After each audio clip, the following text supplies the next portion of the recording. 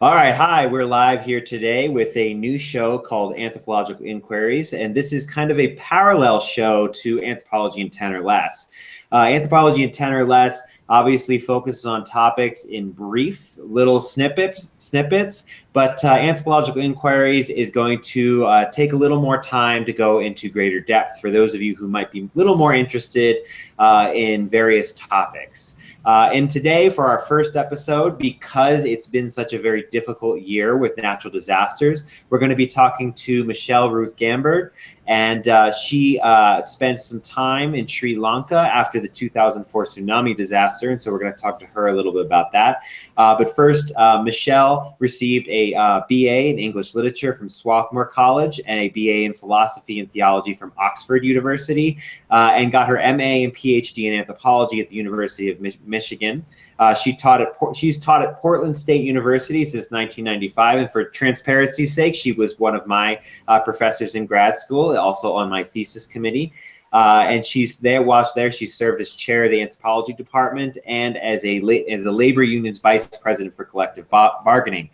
Some of her ethnographic work has focused on things like issues of power, politics, aging, and identity. But today we're going to focus on some of her work that explore humanitarian aid, class hierarchies, and disaster diplomacy in places like Sri Lanka. Her most recent book is the 2013 book, The Golden Wave, Culture and Politics After Sri Lanka's Tsunami Disasters. Michele, would you do us a favor and give us a brief summary of your background, of your experience in studying in Sri Lanka and natural disasters and its relationship to culture? Sure. Thank you, Michael. I appreciate the invitation to join you. And I think this is a great show, and I'm proud to be here with you. My work in Sri Lanka dates back to 1992 when I was there to do some dissertation research. And I initially set out to study labor migration, and especially women who went to work as housemaids in the Persian Gulf, in Saudi Arabia and the UAE and Kuwait. And then that work turned into a project on the use and abuse of alcohol. And I was in the midst of studying that when the tsunami happened.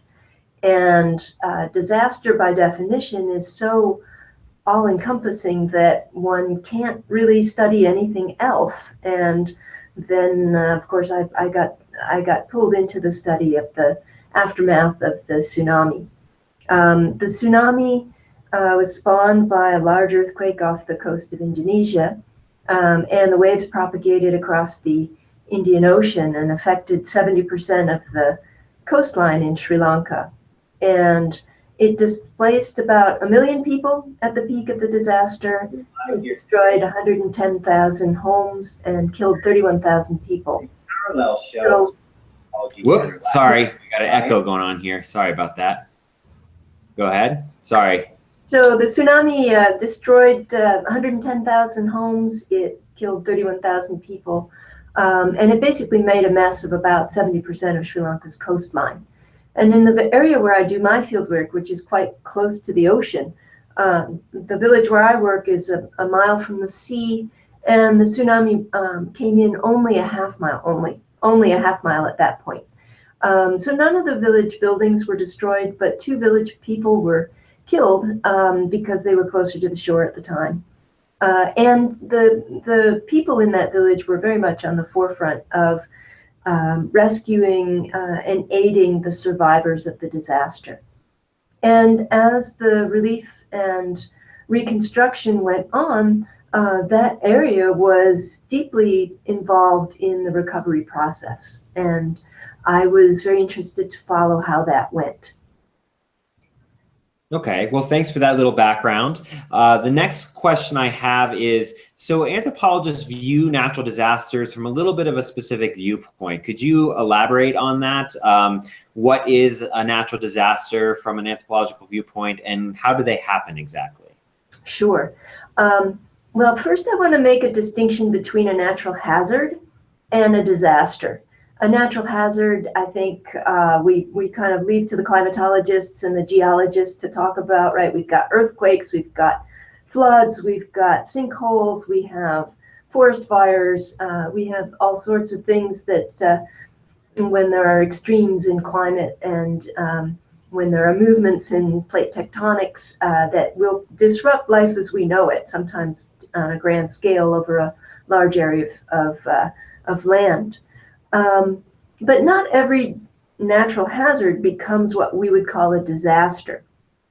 For example, I think on your map on the screen behind your head, there's a string of islands between the Kamchatka Peninsula in Russia and the upper areas of Japan called the Kuril Islands. And those are prone to tsunamis.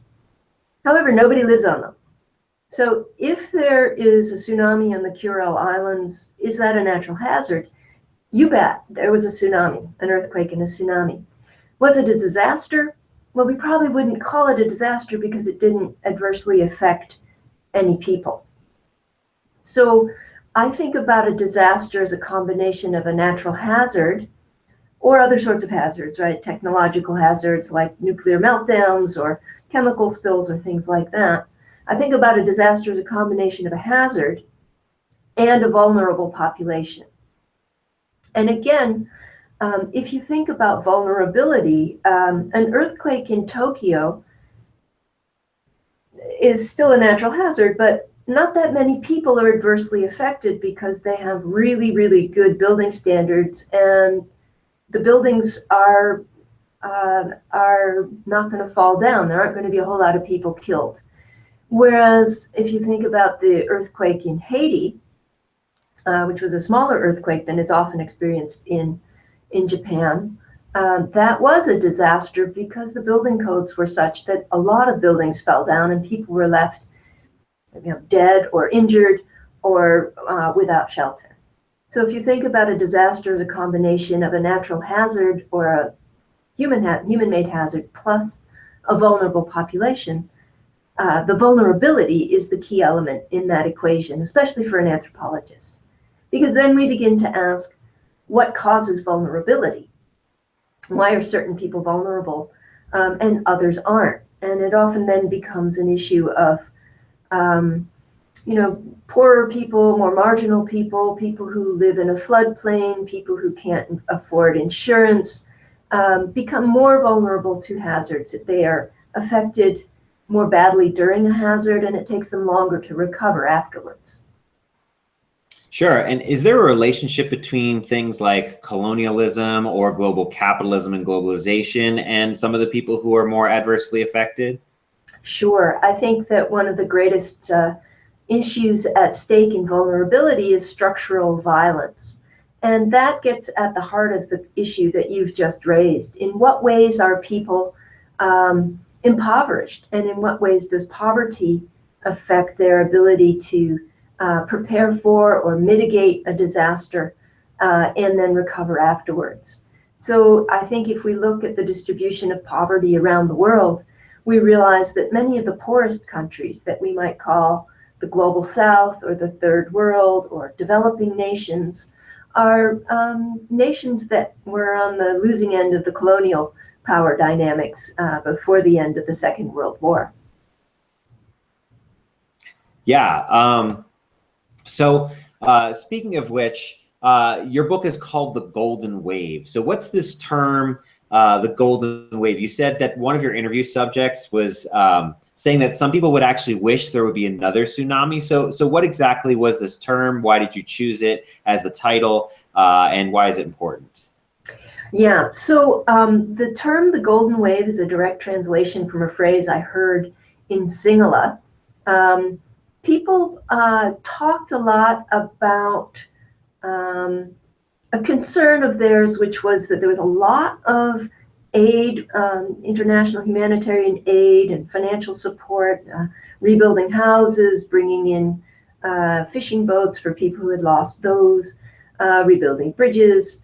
And there was a sense that local people wanted more transparency, and they were concerned about those who didn't deserve aid getting it, and maybe those who did deserve it not getting it, or not getting as much of it as they should have. And often this sense of of anxiety, I feel, arose because middle-class people were seeing all of the structures that made them middle class undermined by a lot of free stuff coming in.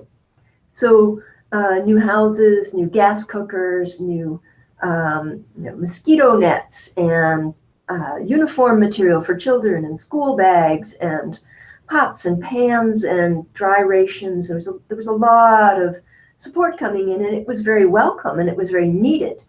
And it also undermined some of the hierarchies that had been in place before. So the term the golden wave was one that local people used when they talked about often an imaginary population of undeserving poor people who had benefited illegitimately from the relief and recovery aid. So they talked about what they called Ratarang Rella, which is a golden wave. They talked about Ratarang Watora, golden water, or Pin Watora, so merit water.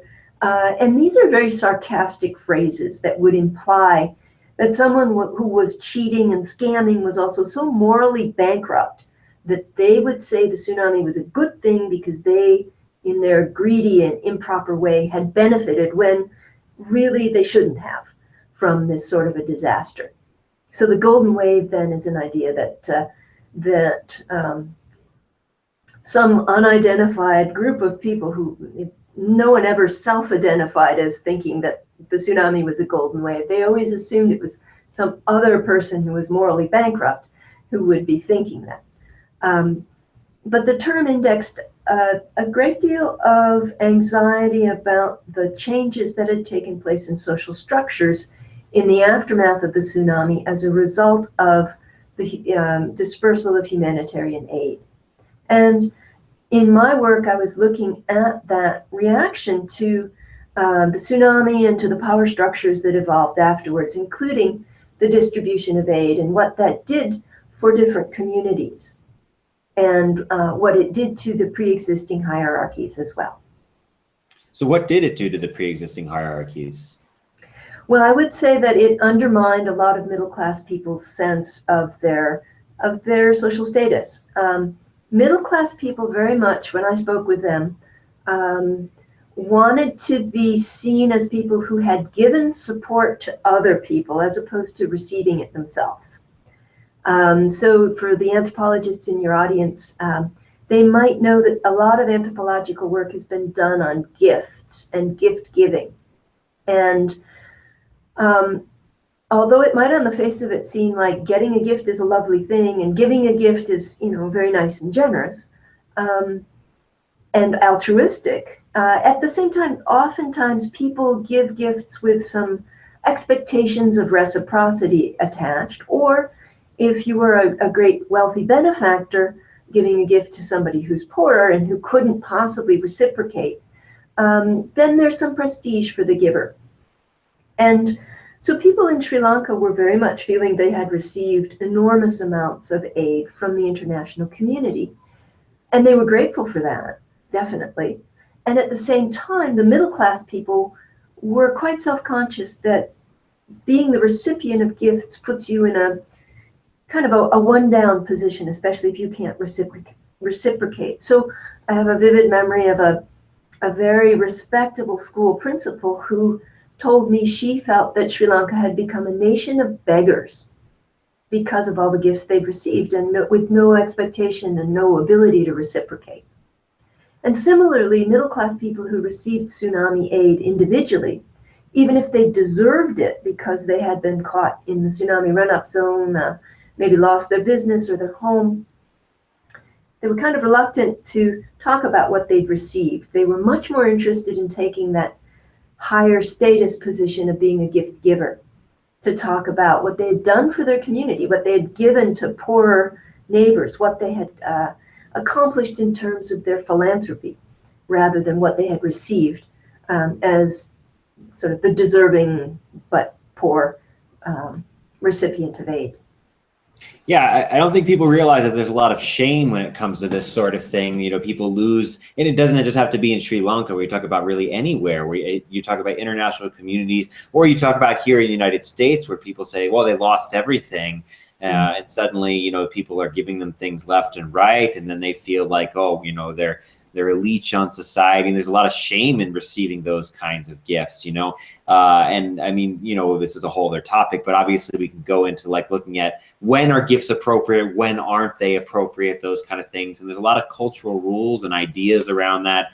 Obviously we have holidays like Christmas that allows you to give gifts in reciprocity without feeling too much shame, as long as it's relatively equal, those kind of things. But obviously when in a case of an international disaster on the scale of the tsunami, we don't have people, able to ever repay. And so they're stuck in this kind of odd social status. Well, and some people, especially, Sri Lanka's middle class, did have the resources to rebuild. And they were doing that alongside of the structures that were providing international relief and recovery.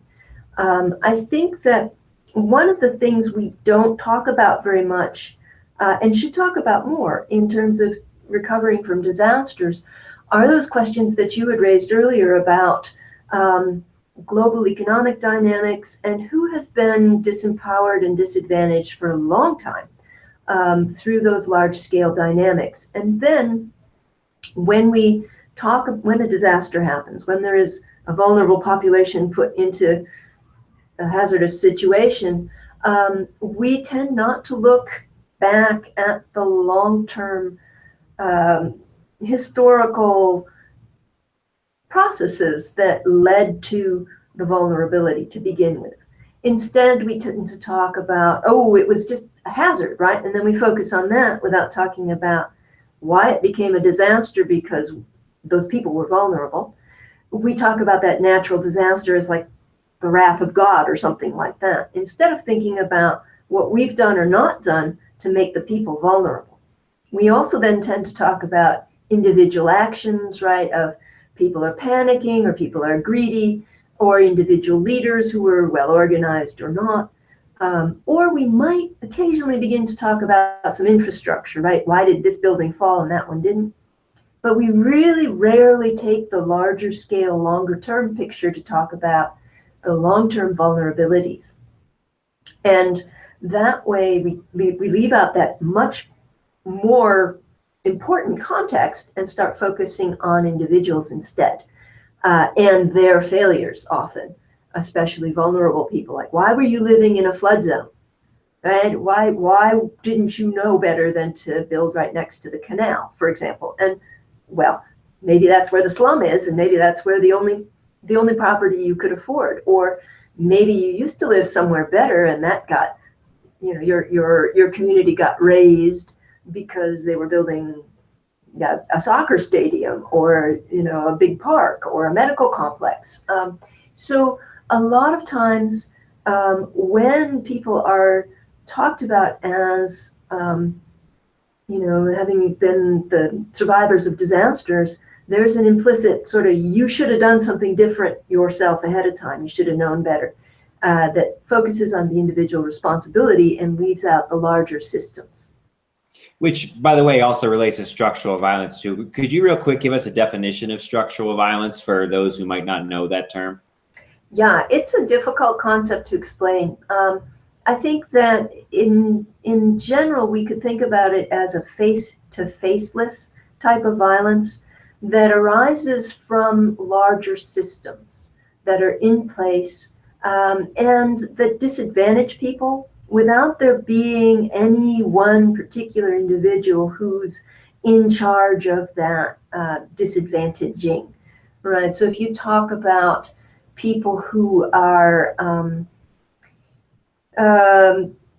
marginalized, let's say, by the healthcare system, or who are waiting in Houston to get a response from a bureaucracy, they may feel that they are being deprived of things that they deserve or been told that they're going to receive.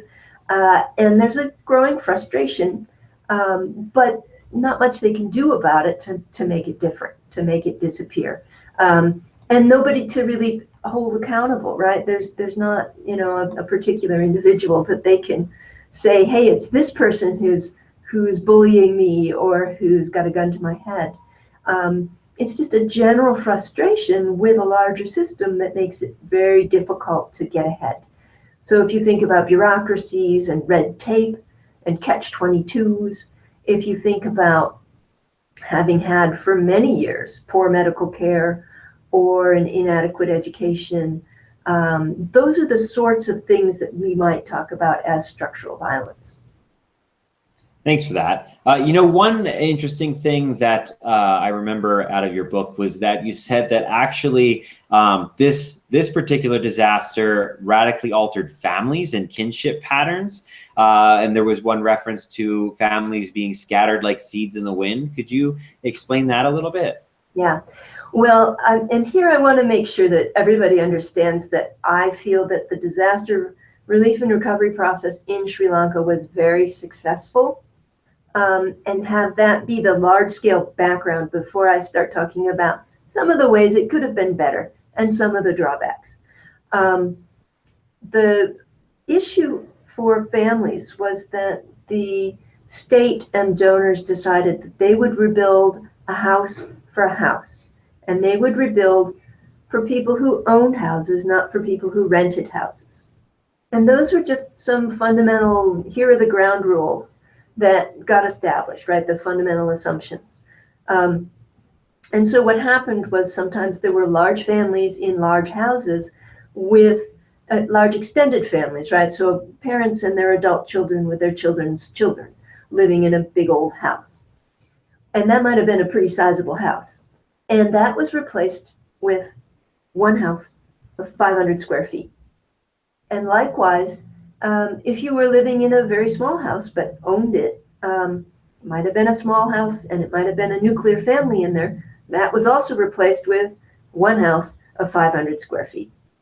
So the large families then found themselves disadvantaged. They weren't made whole. They got a house, but they didn't get the type of house or the size of house that they would need to house everybody who'd been in their former house. And those sorts of families were rehoused. One, you know, whoever the head of the house was got that 500 square foot house, and everybody else was kind of like out of luck and had to live somewhere else. And in many cases, non-governmental organizations did step in to try and house these people who really, you know, were in need of shelter.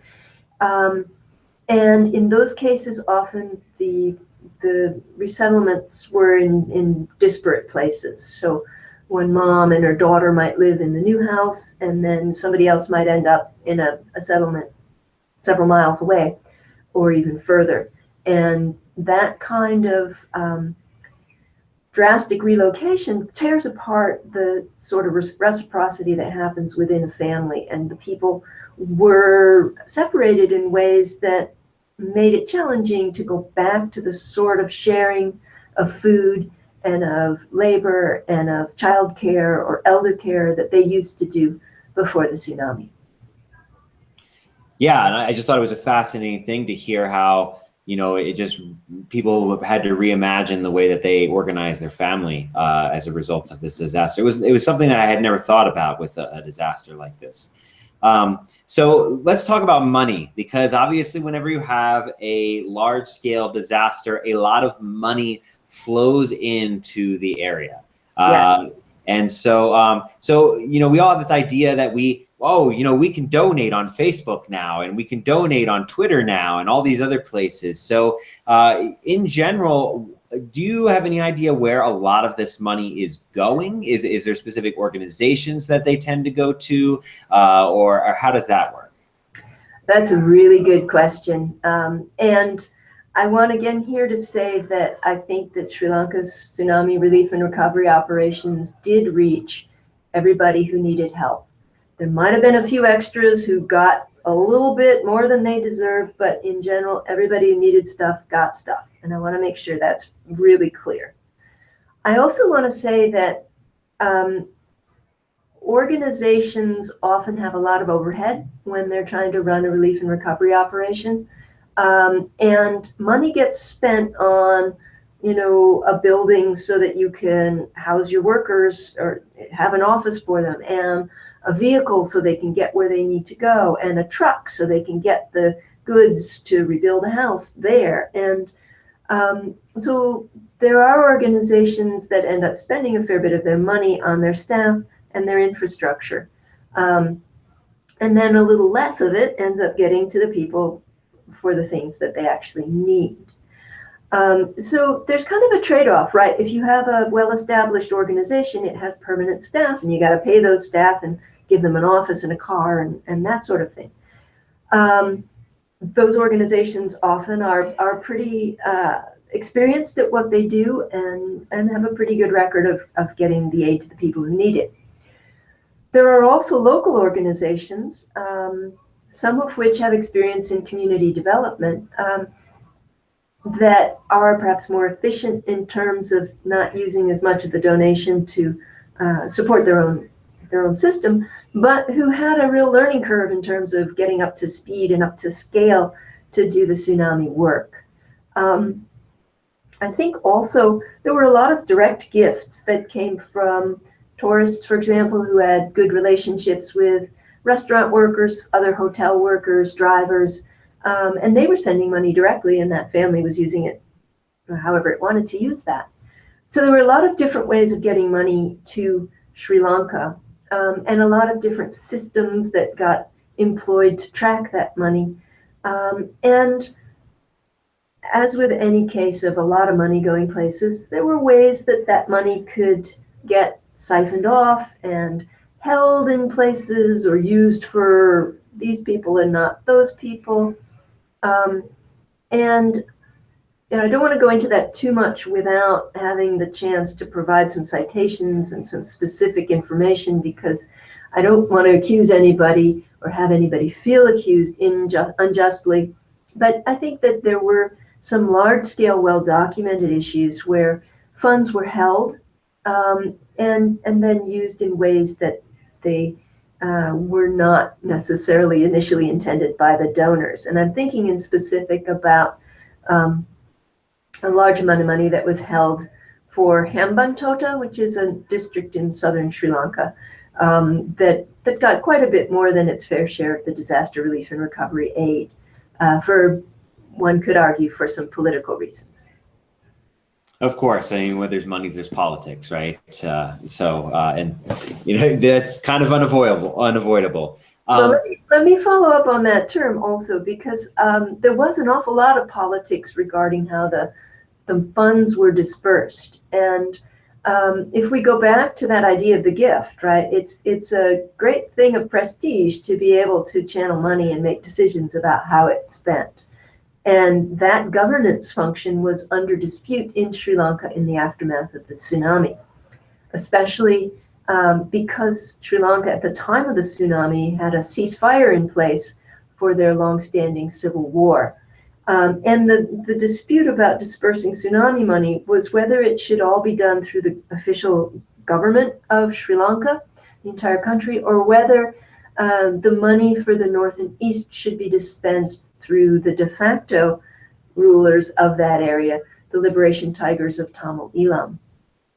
And that was not just a question about, how do we get this money to the people, but whose power and legitimacy are reinforced by their handling of the money and their self-positioning as the rulers who are taking care of this, managing this problem. So would you say there was a lot of opportunities for individuals to kind of cultivate new kinds of power or opportunities as a result of this disaster? I think that the anxiety about that was very high. I think that the actual implementation was not as fraught with problems as the anxiety would have indicated. I think, though, that people were quite anxious about the lack of transparency and the possibility of funds being dispersed to the village administrator's relatives, or to the politician's own home district, or to people who paid a bribe. and that they were also anxious that money wouldn't arrive to poorer people or people of the wrong caste or the wrong political party. I do think that there were opportunities to administer and to take on new roles for organizations and for individuals. And there was a need for both organizations and individuals to step up and do this work. But for sure, there were a lot of shifting power relations that came about as people engaged in distributing aid and having aid distributed to them. So there were a lot of new identities that came about in the process of this tsunami relief and recovery.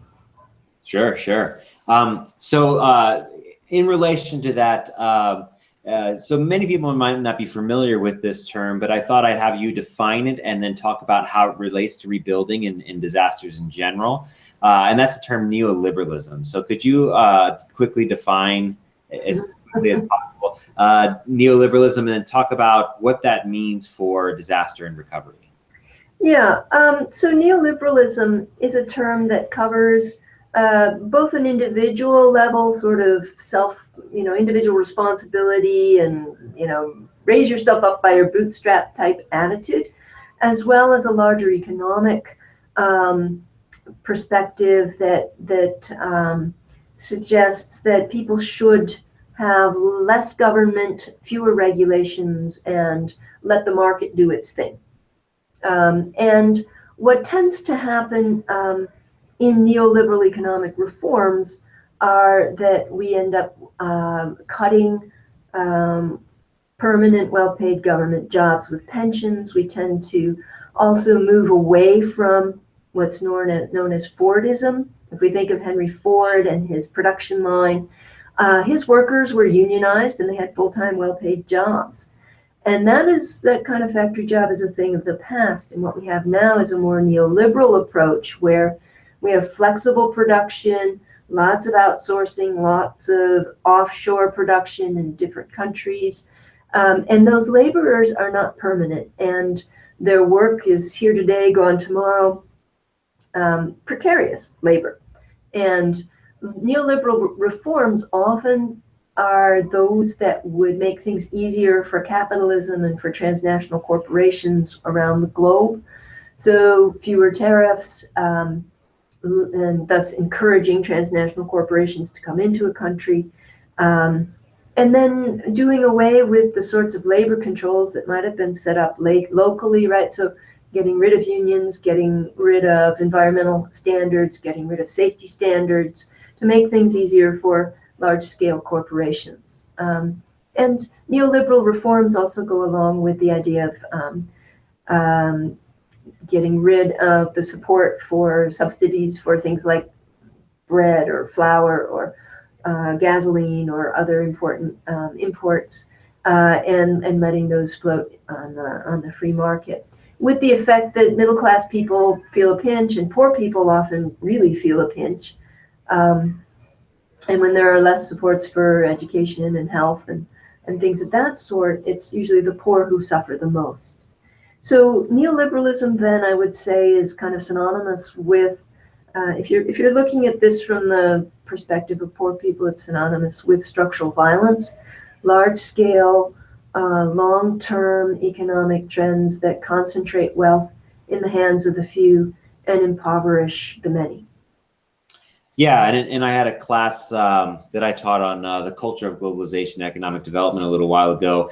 We talked about this with the water privatization a lot, and looking at how, this idea that, we can do water better from a privatized than the government could do. And what ended up happening is that some people are going from spending a fraction of their income on clean, affordable water to sometimes a quarter or a third of their income was suddenly being devoted to just clean water. So obviously it takes a lot of, it creates some interesting avenues in structural violence that specifically impact people of poverty. But what is, how does this? To follow up on that, right, to tie that large scale structure right back to this question of, what is a neoliberal subject supposed to look like? A neoliberal subject is supposed to be okay with labor precarity, is supposed to be willing and ready always to bootstrap him or herself up into a new job, and is completely,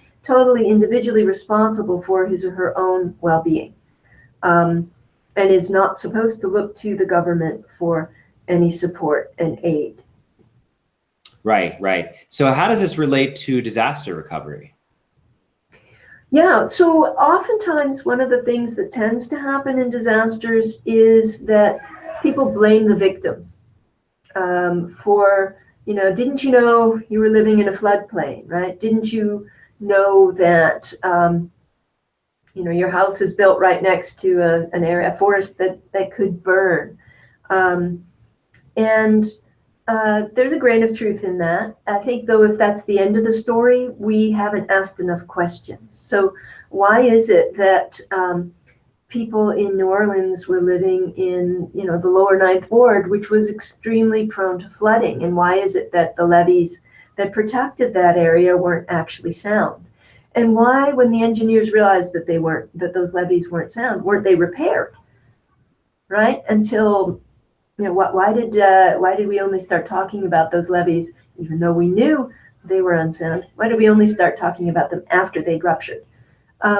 So those are issues of long-term marginalization and vulnerability for a poor African-American population in the city. And if we just say, well, they should have known better, they shouldn't have been living in a flood zone, I think we're leaving out a lot of issues such as, the right to expect that a levee would hold, right? And also the kind of social capital that people who are poor build with families in communities that they have lived in for a long time. And family connections and community connections are a source of great economic and emotional and social stability and well-being and joy. And to move out of a vulnerable location might mean leaving the community that gives you a reason to live, your loved ones and the members of your church and your relatives from many generations back, your heritage, your sense of place. So a neoliberal perspective might not take into account those larger social trends, the structural violence, and the needs that people have for community and identity. It's interesting. I never thought about it that way, that you have, on one hand, you have this kind of very strong sense of individuality, but on the other hand, in those same communities, we often talk about this strong need for family, right? And we don't think about that, how sometimes there's kind of a schism there. If we're going to have hyper individualism, it's a little bit hard to also have a strong sense of family. I hadn't quite thought about it in those terms before, as you were just saying. Well, neoliberalism tends to, and economics, most economics tends to look at individuals individually as rational economic man or woman. And oftentimes people make what might be termed economically irrational decisions for other reasons, right? Because they're important to do these things this way socially, for example. And I think that in disasters, when we leave out the longer stories, the bigger arcs of history, the structures that have put people in particular places and placed them also within a class and race and gender system, that and then assume that everybody should be able to do and would want to do what white middle class people would do, is an injustice to and a lack of understanding of how other people think and live and the histories that have made them who they are. Yeah, absolutely.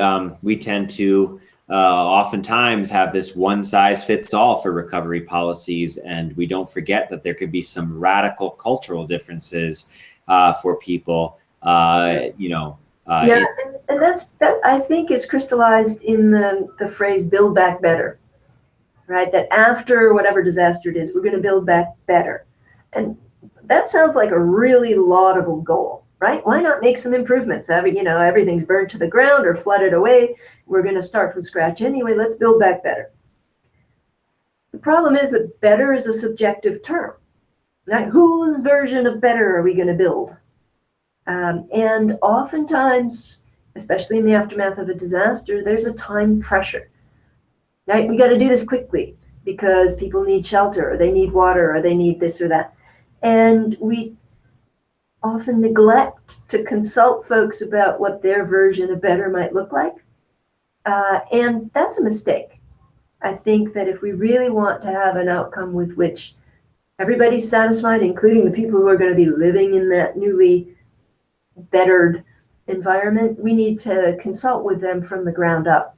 And it takes a little longer, but the results are going to be better. Better for everybody. And that kind of, yeah, absolutely. I mean, that's the power of ethnography, right? The opportunity to ask people, what does better mean? And that sort of consultation and participation is built into many of the international standards for how disaster relief and recovery should be done.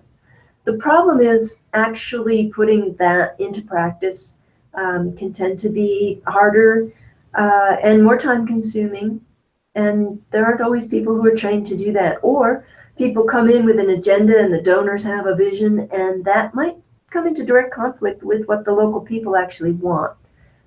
So yeah, there's plenty of work for anthropologists and other community facilitators to try and bridge the gaps of language and understanding and assumptions between the donors and the recipients of humanitarian aid.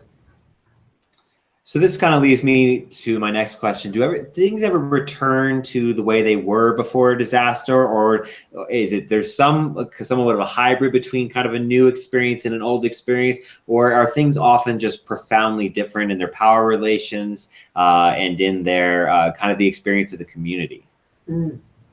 Well, I would say that everything is always changing, right? And that people are always contesting power relations, modifying their environment, building something new, inventing something different. While they're also reinforcing and recreating certain traditions and norms and ideals and values. So I would say that the change is the norm. I would also say, and it's going on all the time, right? But I would say that disasters do offer an opportunity for that sort of change to happen more rapidly. And for it to be influenced more by outsiders. And there are two terms that kind of address those concerns. And one has to do with politics and what's called disaster diplomacy. And in Sri Lanka, that had to do with the way the tsunami affected the peace process and the ceasefire between the government and the insurgents in the southwest and the northeast, respectively. The big change in infrastructure, the devastation to the population, the need to route a lot of aid to these places, and the differential treatment that people perceived in different parts of the island, maybe just because of tarmac bias, because the roads are better in the southwest than in the northeast. But that disaster definitely affected political relations of that nature. And the other, I would say, big term is disaster capitalism. And that has to do with the way that people with neoliberal ideologies who think Sri Lanka should change in a way for the better, right, build it back better, have visions for the new Sri Lanka in the aftermath of the tsunami and say, hey, all of these things have been destroyed. We have a chance to rebuild. Let's do it differently with these economic ideals and systems in place. And one of the big things that's happened in Sri Lanka, and this is a government initiated change, one of the things that they want to do is change the sort of tourism they have from the kind of Lonely Planet backpacker shoestring tourist to a five-star tourist with a island-wide five-star experience. And in the aftermath of the tsunami, there was a great big land grab along the coast in the run-up zone.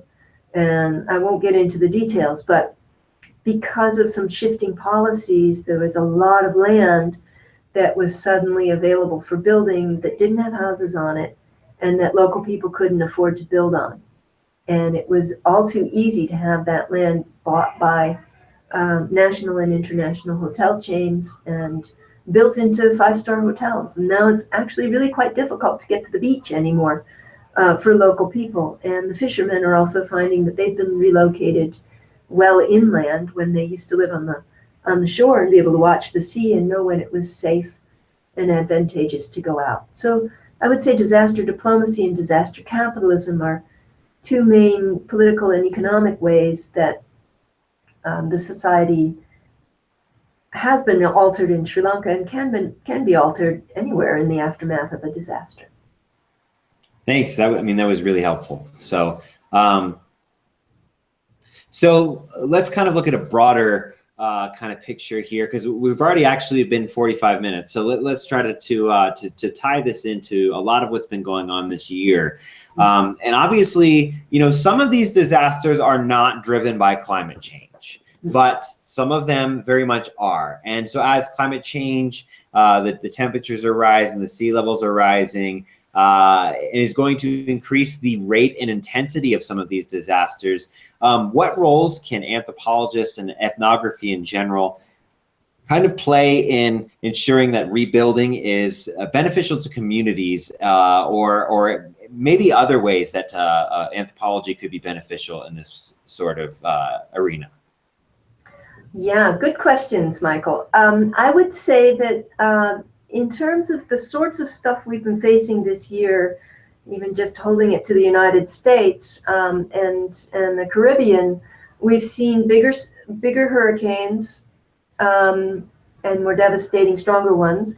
And also we've seen fires, a lot of forest fires. And I believe that both of those could certainly be affected by warmer waters in the ocean and also by drought and thus drier forests in the American West. And in the American West, coupled, the drought and then a wet year last year, creating a lot of grasses and shrubs that were very happy and then dried out and then burned. So even though we had a wet winter last winter, we had a really bad fire season. Actually, probably because we had a wet winter, we had a bad fire season. And those are trends that are likely, the climate scientists suggest, to continue. The forest fires with the drought and the dry timber are likely to continue. The pine beetle is moving north because of warmer winters, killing trees. That means that there's a lot more dead wood that can burn. And also, half a century of forest fire suppression as our method of dealing with fires. So there's an awful lot of stuff that hasn't burnt in a kind of a controlled burn or a smaller burn. And then when it does burn, we get catastrophic fires. And we've also got a lot of people who decide they're going to live right next to a woodland, and then they expect to have their house taken care of by the fire department, even though they've built in an area that makes them vulnerable. So in terms of what an anthropologist might talk about in thinking about the big disasters and hurricanes and forest fires that we've seen this year, I think we need to talk about consumption and our habits of consumption and our dependence on fossil fuels.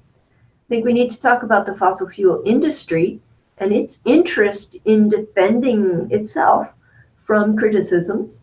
And that often ties in with some skepticism on their part about greenhouse gases and how much and to what extent the human consumption of fossil fuels are contributing to those gases, and whether we're in a long-term climate fluctuation or whether this is something that's directly caused by human activities. Now, I would say that the science is done. The jury is in. The change is caused by humans. I think we can say that fairly authoritatively based on the preponderance of evidence.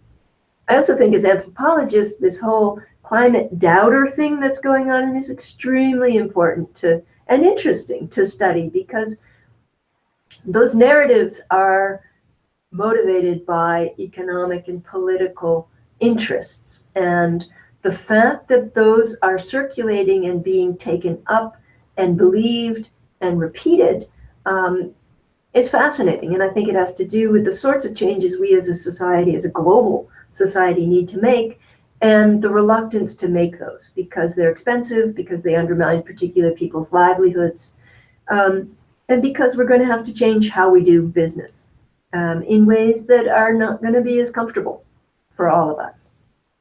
So in terms of the disasters and how they affect individuals, I think that we're seeing more, we're seeing the disasters affect vulnerable people more than they affect less vulnerable people, and that's just the nature of disasters, right? So if a big wind blows through Miami, it's probably not going to do too much damage to a well-built high-rise.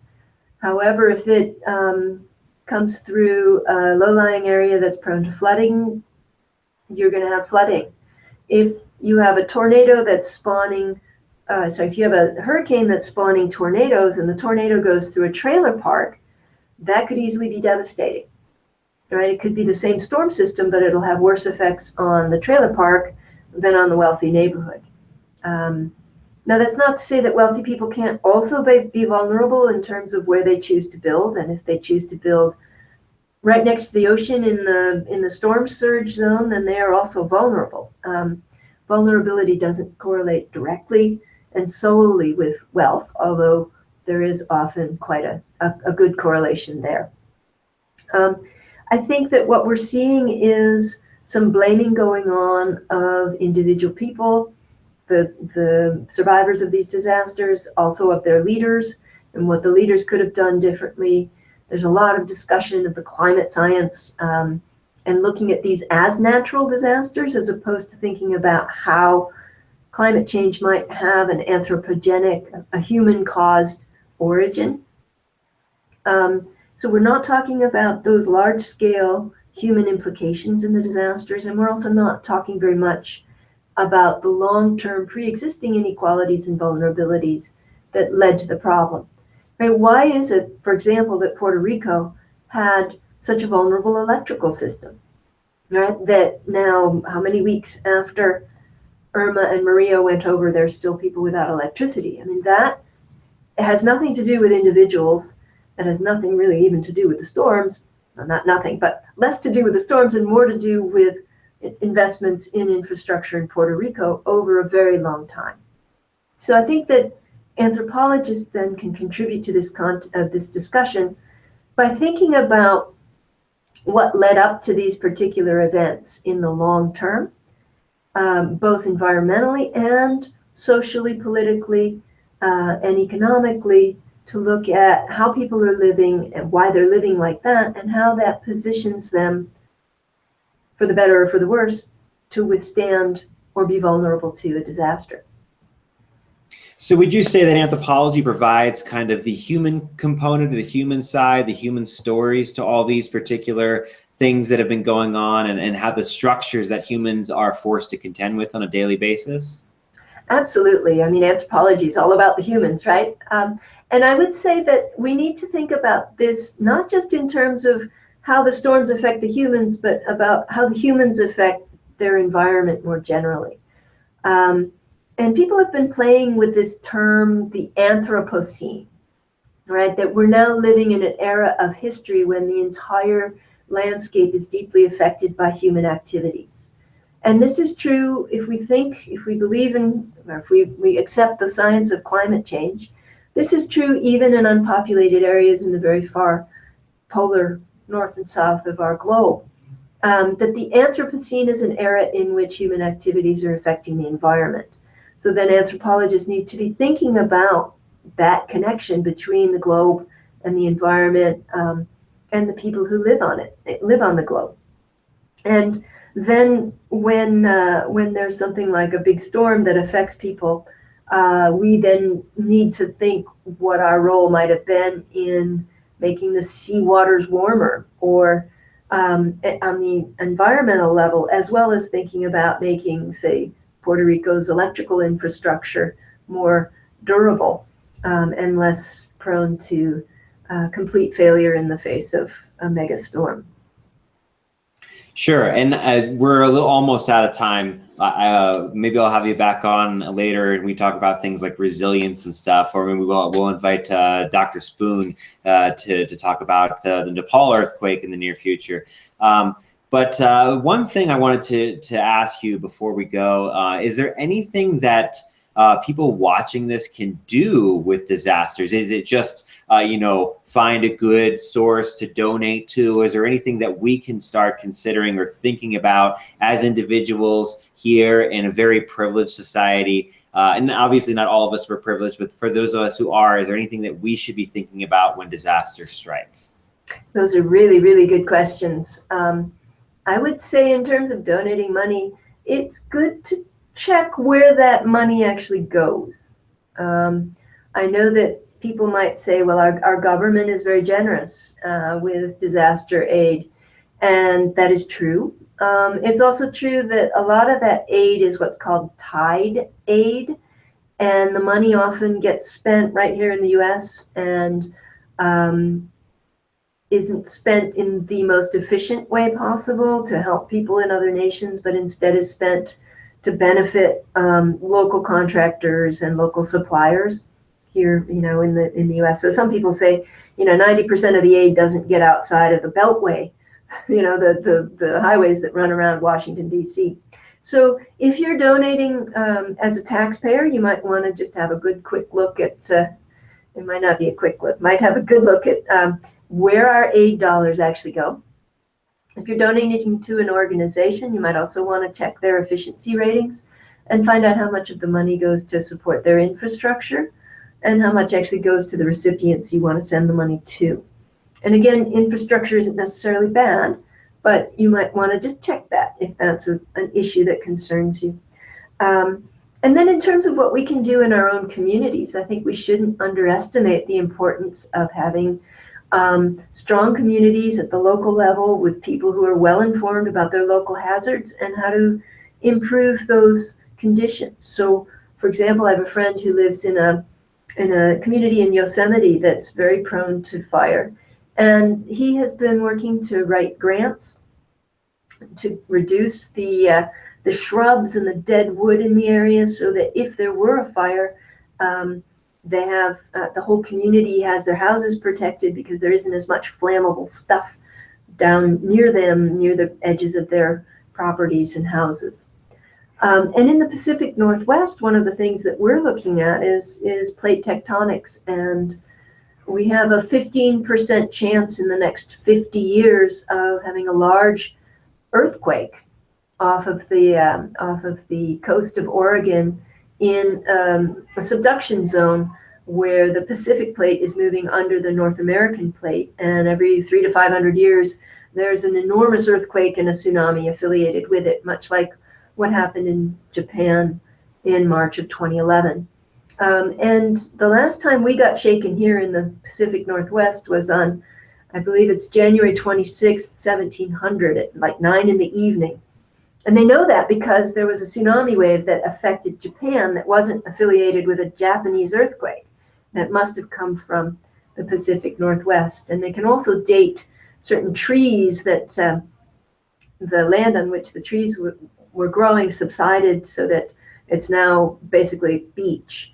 And you wouldn't have had trees growing on the beach. It was trees growing above the beach that dropped down to the beach after this earthquake. And so there's evidence of massive earthquakes in the past, and the periodicity of those is becoming known through scientific investigations, and we will have one in the future. The thing is, the exact date is uncertain.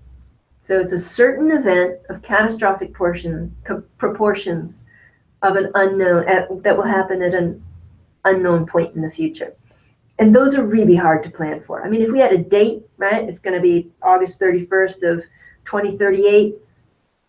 I guess there's no August 31st, but August, let's say 15th, right? We would be able to prepare for that. But the fact that we don't have a date makes it very difficult. If we have an event at that time, I'm calling you back up. Well, you do that. I won't put it on my calendar. It's impossible. But one of the things that we're trying to do here in Portland is to change the building code regulations to make sure that buildings will be safe for people, to retrofit buildings that were built under older regulations that aren't very effective, and also to prepare communities so that people have a plan, have a kit, and know how to duck, cover, and hold in the event of an earthquake. All right. Well, thank you for joining us today. I really appreciate you taking time out of your very busy teaching schedule and talking to us about the anthropology of disaster. Join me in the green room when we log off here, and we'll talk a little bit more. But check out Dr. Michele Gamburd's book, The Golden Wave. I've posted a link here in the thing below. It's an excellent book if you're interested in anthropology. So check that out, and we'll be updating when we're going to have our second episode very soon. So thank you for joining us. My pleasure.